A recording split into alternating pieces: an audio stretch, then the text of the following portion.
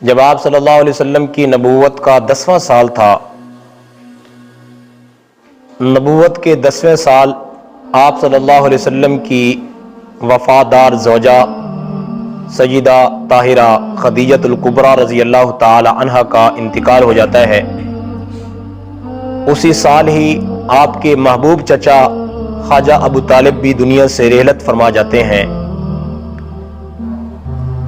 یہ سال آپ صلی اللہ علیہ وسلم کے لیے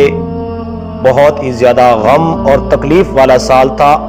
کہ آپ کی وفادار بیوی جو اس دنیا سے آپ کو چھوڑ کے چلی گئی، آپ کی حمایت کرنے والا، آپ کی پشت پناہی کرنے والا، آپ کے سر پر دست شفقت رکھنے والا اور حمایت کرنے والا، دست و بازو بننے والا، اور آپ صلی اللہ علیہ وسلم پر ظلم و تشدد کرنے والے کفار کو روکنے والا وہ محبوب چچا بھی دنیا سے چلا گیا۔ تو اس سال کو آپ صلی اللہ علیہ وسلم کے لیے عام الحزن کا قرار دیا گیا کہ یہ آپ صلی اللہ علیہ وسلم کے لیے غم کا سال تھا۔ اب جب کفار نے دیکھا کہ آپ کے سر مبارک پر جو چچا کا سایہ تھا، جس کی وجہ سے کفار اور مشرکین آپ سے زیادہ ظالمانہ رویہ اختیار نہیں کر سکتے تھے، لیکن جو ہی حضرت ابو طالب کا انتقال ہوا تو کفار مکہ اور کفار و مشرکین کی ظلم اور تشدد کی سرگرمیاں اور تیز ہو گئیں۔ چنانچہ اللہ کے پاک پیغمبر صلی اللہ علیہ وسلم نے کفار مکہ سے مایوس ہو کر طائف کا رخ کیا۔ طائف کے لوگ بڑے اچھے مشہور تھے کہ وہ اچھے لوگ ہیں، لیکن جب آقا کریم سید کونین والی مدینہ اللہ کے پاک پیغمبر صلی اللہ علیہ وسلم طائف میں اللہ کا پیغام لے کے جاتے ہیں تو طائف والے ظلم اور تشدد میں، بد سلوکی میں، بد لحاظی میں مکہ والوں کو پیچھے چھوڑ دیتے ہیں۔ آپ صلی اللہ علیہ وسلم ان کے پاس تشریف لے جاتے ہیں اور ان کے جو سمجھدار لوگ ہیں ان کو اللہ کی توحید کی دعوت دیتے ہیں، لیکن ان ظالموں نے بھی آقا کریم صلی اللہ علیہ وسلم کی دعوت پر لبیک نہ کہا، آپ صلی اللہ علیہ وسلم کا اکرام نہ کیا، آپ کی بات کو تسلیم نہ کیا، اور صرف یہی نہیں بلکہ ظالمانہ اور بدسلوکی والا رویہ اختیار کیا۔ ان ظالموں نے اوباش اور آوارہ لڑکوں کو اللہ کے نبی صلی اللہ علیہ وسلم کے پیچھے لگا دیا، جو آپ صلی اللہ علیہ وسلم کی ذات اقدس پر جملے کستے، جو آپ صلی اللہ علیہ وسلم کی ذات اقدس پر باتیں بناتے، کہہ کے لگاتے،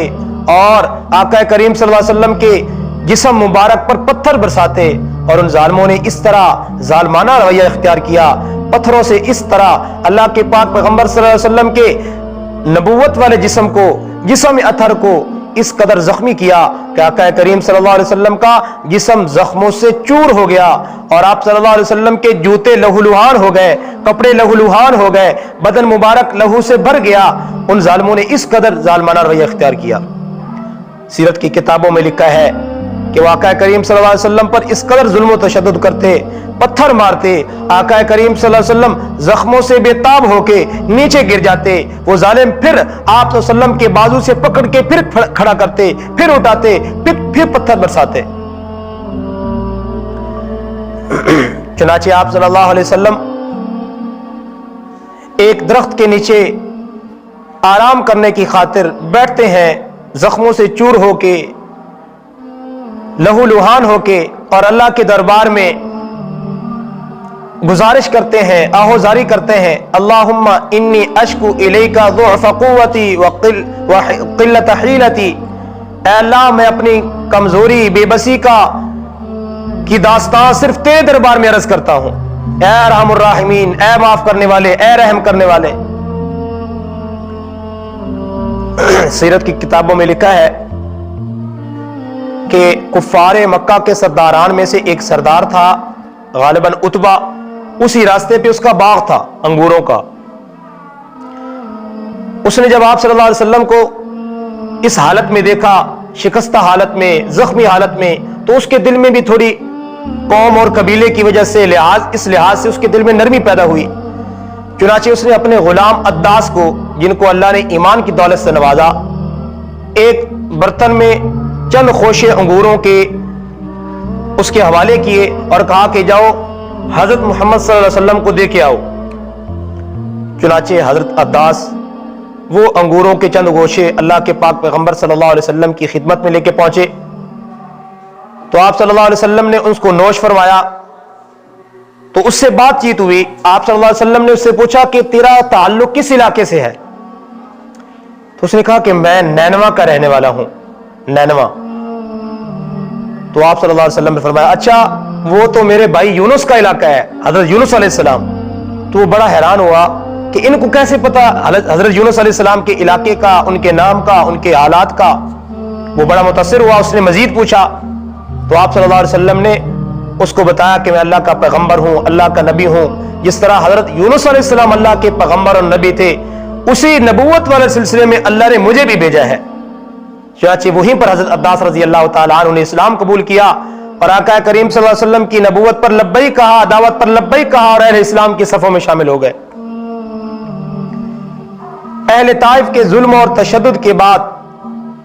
अल्लाह ताला ने आका करीम सल्लल्लाहु अलैहि वसल्लम के एजाज और इकराम के लिए आप सल्लल्लाहु अलैहि वसल्लम को मेराज की सआदत अता फरमाई। अल्लाह पाक ने फरमाया कि ऐ मेरे महबूब, क्या हो गया अगर मक्का वाले आपका एजाज इकराम नहीं करते, आपका इस्तकबाल नहीं करते, आपकी बात नहीं मानते? क्या हुआ ताइफ वाले आपसे जालिमाना रवैया इख्तियार करते हैं, जुल्म तशद्दुद करते हैं, आपकी बात मानने के लिए तैयार नहीं होते? ऐ महबूब सल्लल्लाहु अलैहि वसल्लम, मैं तुम्हारे इस्तकबाल के लिए, तुम्हारे इकराम के लिए, तुम्हारे एजाज के लिए नूरानी फरिश्तों को तेरे रास्ते में खड़ा करूंगा, मेरे नूरानी फरिश्ते तेरा इस्तकबाल करेंगे। चुनाचे मेराज अल्लाह के पाक पैगंबर सल्लल्लाहु अलैहि वसल्लम को इतनी बड़ी आजमाइश के बाद अल्लाह पाक ने यह सआदत अता फरमाई। फिर जब मक्का की सरजमीन पे आप सल्लल्लाहु अलैहि वसल्लम ने 13 साल का अरसा गुजारा और कुफ्फार और मुशरिकीन के हर तरह के मजालिम का सामना किया, उनके जुल्म और तशद्दुद को बर्दाश्त किया। सहाबा किराम रज़ी अल्लाह अन्हुम अजमाइन और अहले इस्लाम पर तरह तरह के मजालिम वो ढाते, तरह तरह के जुल्म करते। आका करीम सल्लल्लाहु अलैहि वसल्लम को अल्लाह की जानिब से हिजरत का इजाजत नामा मिलता है, हिजरत करने की इजाजत मिलती है। चुनाचे पहली हिजरत हबशा की तरफ थी और दूसरी हिजरत मदीना की सरजमीन की तरफ थी। अल्लाह के पाक पैगंबर सल्लल्लाहु अलैहि वसल्लम हज के दिनों में जो काफिले आते थे उनके पास जाके, उनके खैमों में, उनकी जगहों पे जाके अल्लाह की तौहीद का पैगाम सुनाते, उनको दावत देते। तो मदीना के खुशकिस्मत और सआदतमंद लोग भी हज करने आए हुए थे। तो आप सल्लल्लाहु अलैहि वसल्लम ने उनसे मुलाकात की, उनको दावत दी, उनको बात पसंद आई, उन्होंने इस्लाम कबूल किया। अगले साल फिर हज पे कुछ अफराद मदीना से तशरीफ लाए, आप सल्लल्लाहु अलैहि वसल्लम ने उनको भी दावत दी। तो 12 अफराद मजीद आप सल्लल्लाहु अलैहि वसल्लम के दस्ते अक़दस पे बायत करते हैं और अहले इस्लाम में दाखिल हो जाते हैं, मुसलमान हो जाते हैं। उनके साथ अल्लाह के पाक पैगंबर सल्लल्लाहु अलैहि वसल्लम ने हजरत मुसाब बिन उमैर रजी अल्लाह तआला अन्हु को मुअल्लिम और मुरब्बी बना के मदीना की तरफ रवाना फरमाया ताकि अहले मदीना को जाके दीन की तालीम दे कि अच्छे लोग हैं और अच्छे मिजाज के लोग हैं। आप सल्लल्लाहु अलैहि वसल्लम ने देखा कि उम्मीद है कि ये हमारी बात को मानेंगे और इस्लाम को कबूल करेंगे। चुनाचे हजरत मुसाब बिन उमैर रजी अल्लाह अन्हु मदीना में तशरीफ ले गए और वहां पर मेहनत की, दावत दी, तबलीग की, लोगों को दीन का इल्म पढ़ाया और अहले इस्लाम की, आप सल्लल्लाहु अलैहि वसल्लम की सीरत की, सिफात की, उनको बातें बताई। चुनाचे मदीना के घर घर के अंदर आका मदनी करीम सल्लल्लाहु अलैहि वसल्लम की दीन, नबूवत, रिसालत का चराग रोशन हो चुका था। फिर अहले मदीना बार बार आप सल्लल्लाहु अलैहि वसल्लम से इसरार कर रहे थे, या रसूल अल्लाह, ये मक्का के लोग नाकदरे हैं, आपका एहतराम नहीं करते, आपकी कदर नहीं कर सकते, आप हमारे पास तशरीफ लाएं, हम आपका इकराम भी करेंगे, आपका एहतराम भी करेंगे, आपकी हिफाजत भी करेंगे और आपका साथ भी देंगे। अहले इस्लाम को हिजरत का हुक्म मिलने के बाद अहले इस्लाम हिजरत कर रहे थे और मदीना की तरफ रुख्ते सफर बांध रहे थे और मक्का को छोड़ के जो है वहां से हिजरत करना भी कोई आसान काम नहीं था, वहां से निकलना भी कोई आसान काम नहीं था। कुफार की तरफ से जुल्म तशद्दुद का मजीद खौफ था। उस मौके पे ایک صحابی حضرت صہیب رومی رضی اللہ تعالی عنہ نے بڑا نفع کا سودا کیا. جب ہجرت کے لیے روانہ ہوئے تو کفار و مشرکین نے راستہ روکنے کی کوشش کی اور کہا کہ اے صہیب، تو جب مکہ سے آیا تھا تو بالکل نادار تھا، تیرے پاس کچھ نہیں تھا. یہاں تو آباد ہوا، یہاں تو آیا، تو نے مال و دولت کمایا، تو نے نفع کمایا، تو مالدار ہو گیا، تیرے پاس مال و دولت کی ریل پیل ہو گئی، مال و دولت کی فراوانی ہو گئی، اب ہم تجھے یہاں سے لے کر کچھ نہیں جانے دیں گے.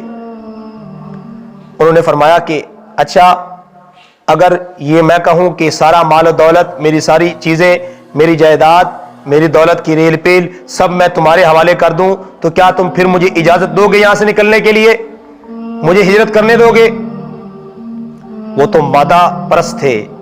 دنیا کی دولت کی لالچ ان کے سامنے تھی، ایمان کی لذت سے تو واقف نہیں تھے.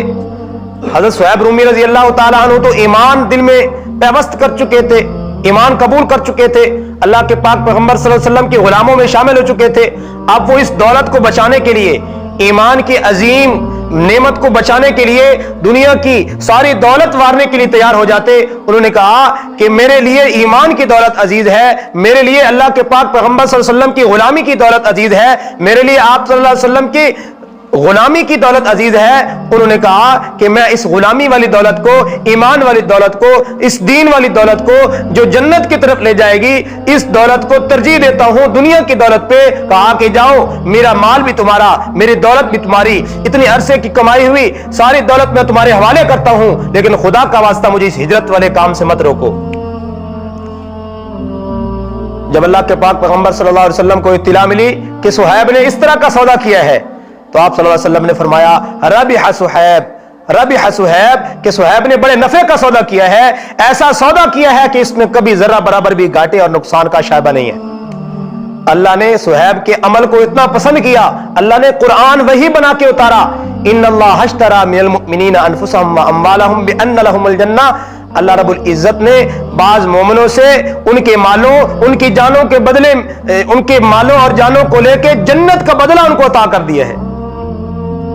ان کے مالوں اور جانوں کو جنت کے بدلے اللہ نے خرید لیا ہے. یہ قرآن کی آیت اتری. ان کی اخلاص تھا، اس قدر تڑپ تھی،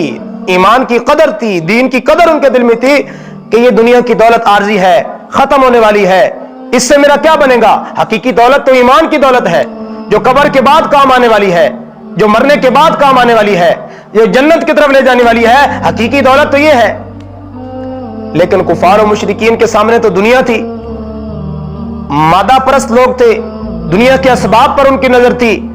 اور دنیا کمانے اور دنیا کی لذات کے پیچھے پڑے ہوئے تھے. ایمان کی دولت سے، ایمان کی لذت سے تو واقف نہیں تھے، اس لیے وہ اس پر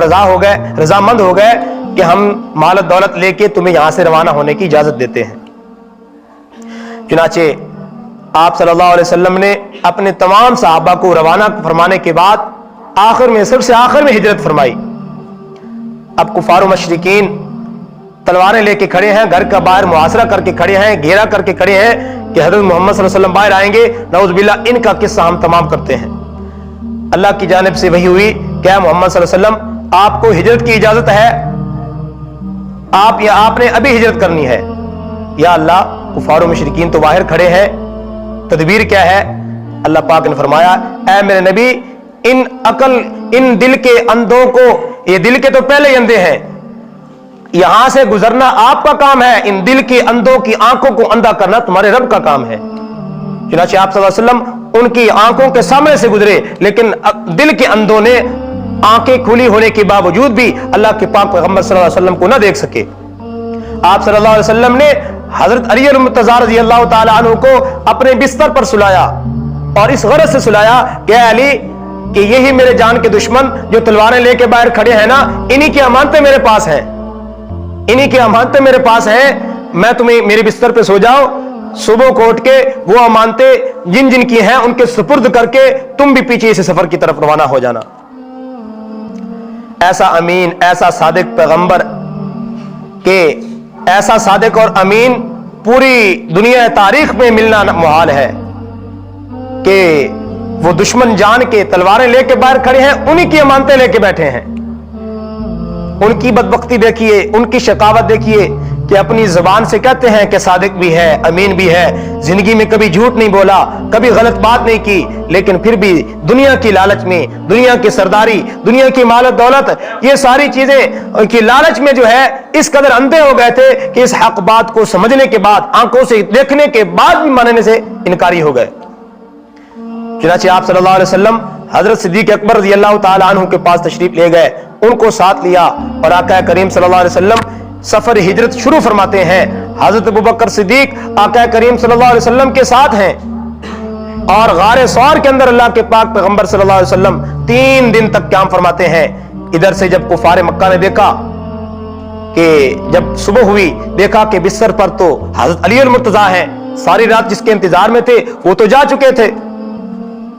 آپ صلی اللہ علیہ وسلم نے غار ثور میں 3 دن تک قیام فرمایا, 3 راتیں اللہ کے پاک پیغمبر صلی اللہ علیہ وسلم نے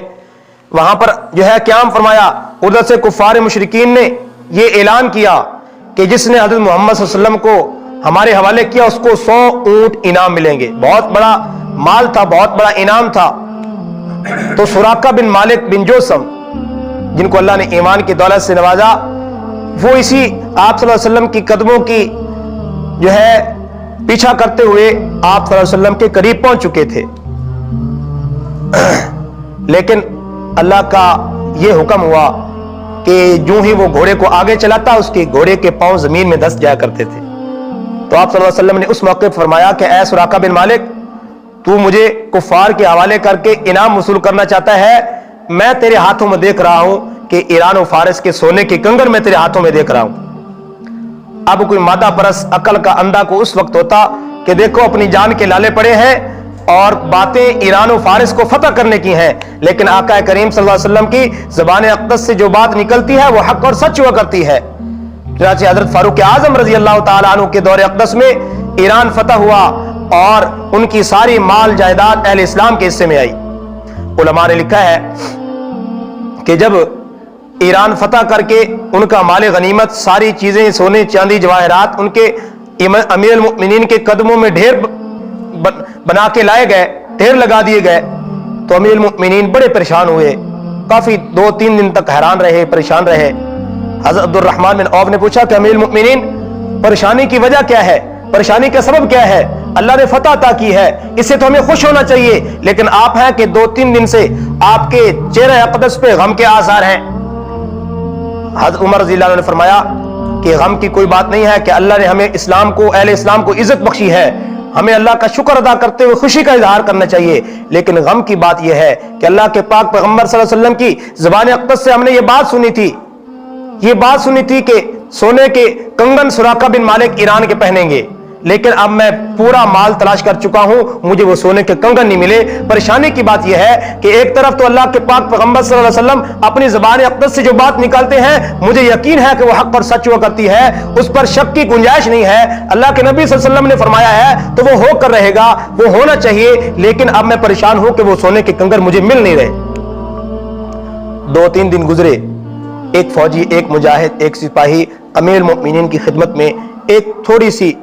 چھوٹی سی تھیلی لے کے امیر المؤمنین کی خدمت میں پیش کرتے ہیں کہ امیر المؤمنین, مجھے کسی کام کی غرض سے, کسی جو ہے تقاضے کی وجہ سے میں لشکر سے جدا ہو گیا تھا, اسلامی فوج سے جدا ہو گیا تھا, مجاہدین سے الگ ہو گیا تھا. یہ میرے پاس مال غنیمت کی ایک امانت ہے جس کو میں نے سنبھال کے رکھنا ہے, اب میں آپ کے حوالے کرتا ہوں. امیر المؤمنین نے کھول کے دیکھا تو وہی کنگن تھے جن کی بشارت, جن کی خوشخبری اللہ کے پاک پیغمبر صلی اللہ علیہ وسلم نے دی تھی. تو آپ رضی اللہ تعالیٰ عنہ نے حضرت سراقہ بن مالک رضی اللہ عنہ کو بلایا کہ کہا کہ ہمارے دین میں, ہمارے نبی کی شریعت میں مرد کے لیے سونا حرام ہے, مرد کے لیے سونا پہننا حرام ہے, لیکن میں اللہ کے پاک پیغمبر صلی اللہ علیہ وسلم کی اس پیشین گوئی, اس بات کو پورا کرنے کے لیے تیرے ہاتھوں میں کنگن ڈال کے اتار لوں گا تاکہ میرے نبی کی بات کی ہوئی سچ ہو جائے. کہ اللہ کے پیغمبر صلی اللہ علیہ وسلم نے فرمایا کہ اے سراقہ, تو مجھے کفار کے حوالے کرنے کی بات کرتا ہے, میں تیرے ہاتھوں میں دیکھ رہا ہوں اللہ اہل اسلام کو یہ عظمت عطا کریں گے, شان و شوکت عطا کریں گے, یہ اعزاز عطا کریں گے کہ اہل اسلام روم و فارس ایران کو فتح کریں گے اور ان کی ساری چیزیں اہل اسلام کے قدموں میں آ کے گریں گی.